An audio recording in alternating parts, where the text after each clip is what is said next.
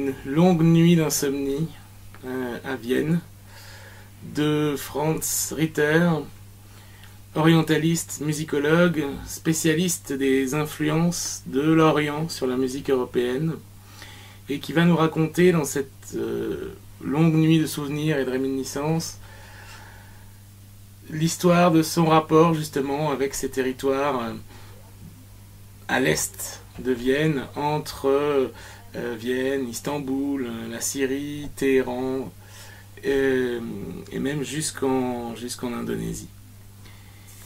Boussole, j'ai souhaité aussi parcourir les terrains de l'orientalisme, les revisiter, voir, en essayant de parler depuis aujourd'hui, 2015, voir ce que les orientalistes, bien sûr, au-delà de tous les enjeux de pouvoir, de domination qu'il y a derrière ce courant, nous ont aussi apporté comme connaissance de l'autre, comme désir d'autrui et comme imagerie rêvée, désirée de l'Orient comme fantasme.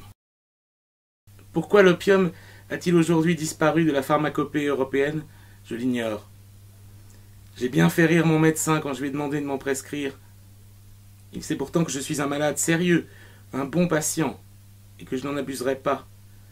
Si tant est que l'on puisse, et c'est le danger bien évidemment, ne pas abuser de cette panacée.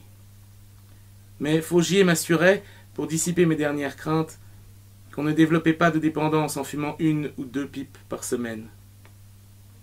Je revois ses gestes, alors qu'il préparait le bas-four, dont le fourneau de terre cuite avait été chauffé au milieu des braises. Il découpait la pâte noire et durcie en petits morceaux qu'il ramollissait en les approchant de la chaleur du foyer, avant de se saisir de la pipe tiède.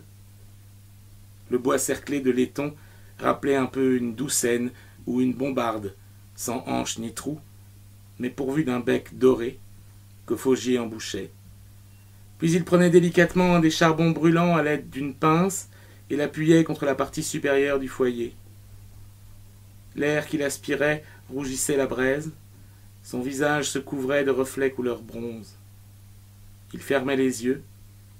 L'opium fondait en produisant un infime grésillement, et il recrachait, quelques secondes plus tard, un léger nuage, le trop-plein que ses poumons n'avaient pas réussi à conserver, un souffle de plaisir.